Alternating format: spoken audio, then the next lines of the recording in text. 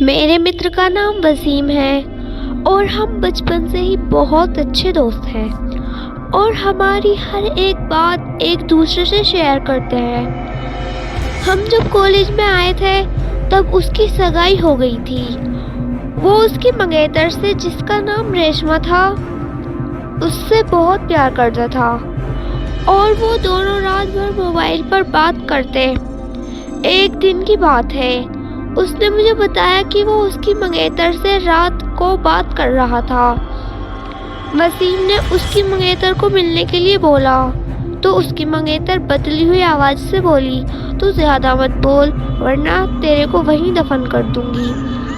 وسیم ایک بار تو یہ سن کر چونک گیا اور پھر سوچا وہ شاید مذاق کر رہی ہوگی۔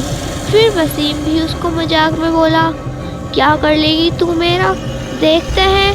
تو وہ پھر بولی، آج رات دیکھ تیرے ساتھ کیا ہوتا ہے۔ یہ کہہ کر اس نے موبائل رکھ دیا۔ اگلی صبح جب وسیم مجھ سے ملا تو وہ اپنی بیوی کی بات بتانے لگا۔ اس نے مجھے رات کو فون والی بات بتائی اور اس رات اس نے کے ساتھ جو ہوا وہ بتایا۔ اس نے بتایا کہ رات کو 2 سے 3 بجے کے آس پاس اچانک اس کی نیند کھلی اور اس کے سامنے ایک سفید لمبی داڑھی والا آدمی بیٹھا تھا۔ وہ بولنے لگا، لے آ گیا میں، اب دیکھ تیرے ساتھ کیا ہوتا ہے۔ اس نے وسیم کے گلے کو پکڑ لیا اور اوپر میری سانسیں رک گئی۔ وسیم نے اس وقت اللہ کا نام لیتے ہوئے نماز پڑھنا شروع کر دیا اور وہ اس کے سامنے سے غائب ہو گیا۔ مجھے اس کی بات سن کر بڑا اچنبھا ہوا کہ ایسا کیسے ہو سکتا ہے۔ اس کے اگلے دن وسیم نے پھر اپنی منگیتر سے موبائل پر بات کی اور بولا، کل رات تم مجھے کیا اناب شناب بول رہی تھی۔ اس کی منگیتر نے کہا، ایسا کیسے ہو سکتا ہے جبکہ کل رات تو میں نے فون ہی نہیں کیا تھا۔ یہ سن کر وسیم کے رونگٹے کھڑے ہو گئے اور اس نے ترنت فون کاٹ دیا۔ اسی وقت وسیم نے مجھے فون کیا کہ اس کی منگیتر کی طبیعت خراب ہے اور کل اس کے گھر پر چلنا ہے۔ اگلے دن ہم دونوں تیار ہو کر وسیم کی منگیتر کے گھر گئے۔ وہاں ہم نے دروازہ کھٹکھٹایا تو اس کی منگیتر سامنے کھڑی تھی اور بدلی ہوئی آدمی کی آواز میں بولی، تو پھر آ گیا، تو نے اگر اندر قدم رکھا تو یہیں پر تیرا جنازہ نکال دوں گا۔ وسیم بولا کہ یہ کیا بول رہی ہے تو۔ وسیم آگے تھا اور جیسے ہی اس نے گھر میں قدم رکھا اس کی منگیتر نے دیوار پر ٹنگی تصویر اتار کر وسیم کے سر پر دے ماری۔ اس کے سر سے خون بہنے لگا۔ وسیم کے سسر اور سالوں نے اس کی منگیتر کو پکڑ کر بٹھایا۔ پھر اس کے سالوں نے وسیم کے سر پر پٹی باندھی۔ ریشما کے دادا جی نے بتایا کہ ریشما کو جن کا سایہ لگ گیا ہے۔ اس پر وسیم کے سسر نے انہیں اپنا منہ بند رکھنے کو کہا۔ تھوڑی دیر رک کر ہم وہاں سے سیدھے اسپتال جا کر ڈھنگ سے پٹی کروائی۔ اس کے اگلے ہی دن مجھے وسیم کا فون آیا کہ ریشما کی طبیعت بہت خراب ہے اور وہ اسپتال میں بھرتی ہے۔ وسیم نے بائک نکالی اور ہم دونوں جلدی اسپتال پہنچے۔ وہاں پر پہنچتے ہی ہم نے ڈاکٹر سے ریشما کی حالت پوچھی تو اس نے بتایا کہ اس کی حالت بہت نازک ہے اور اصلی بیماری کا پتہ نہیں چل پا رہا ہے، اور اس کے گھر والوں کو ڈاکٹر نے ریشما کو گھر لے جانے کو کہا۔ سبھی حیران تھے کہ ایسی کیا بیماری ہے جس کا علاج ڈاکٹر کے پاس بھی نہیں ہے۔ پھر اس کے گھر والے ریشما کو گھر لے آئے۔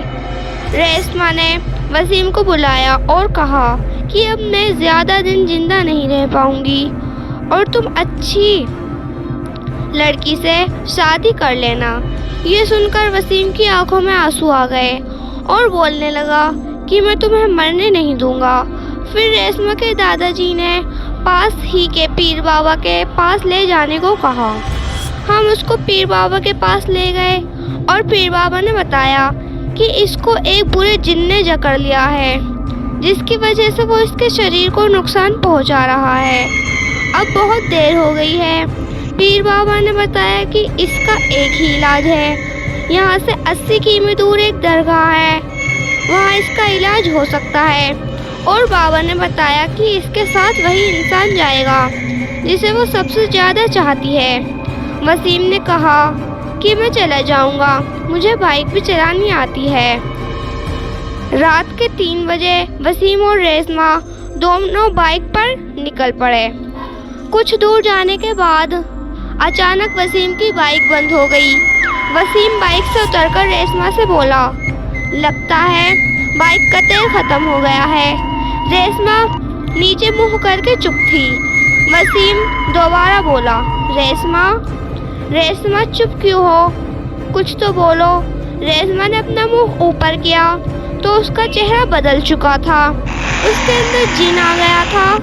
جن وسیم سے بولا، تو اپنے آپ کو 1920 فلم کا ہیرو سمجھتا ہے؟ رک، تیری ہیرو پنتی ابھی نکالتا ہوں۔ اتنا بولتے ہی وہ وسیم کی طرف بڑھنے لگا۔ وسیم کے پاس پڑا ہوا پانی تھا، اس نے جلدی سے پانی کی بوتل نکالی اور ریشما پر پانی کی کچھ بوندیں چھڑک دی۔ پڑے ہوئے پانی سے جن ریشما کے شریر سے کچھ دیر کے لیے بھاگ گیا۔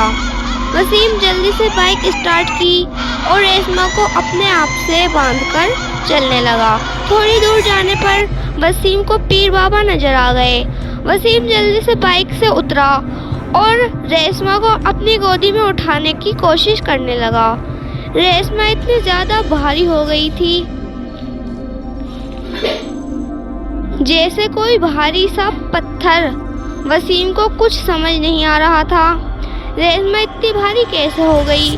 تبھی ریشما اپنی آنکھیں کھولتی ہے اور زور سے ہنس کر بولتی ہے، تو چاہے کچھ بھی کر لے، ریشما کو مجھ سے بچا نہیں سکتا۔ یہ بات سن کر وسیم بولتا ہے، تو کتنی زیادہ کوشش کر لے شیطان، برائی پر اچھائی ہمیشہ جیتتی آئی ہے اور جیتے گی۔ اتنا بول کر وسیم پڑے ہوئے پانی کو بوتل نکالتا ہے اور ریشما پر ڈال دیتا ہے۔ پانی ڈلتے ہی جن کی طاقت تھوڑی کم ہو جاتی ہے۔ وسیم ترنت ریشما کو اٹھا کر پیر بابا کے پاس لے جاتا ہے۔ پیر بابا کے پاس جاتے ہی ریشما کے اندر سے جن نکل جاتا ہے۔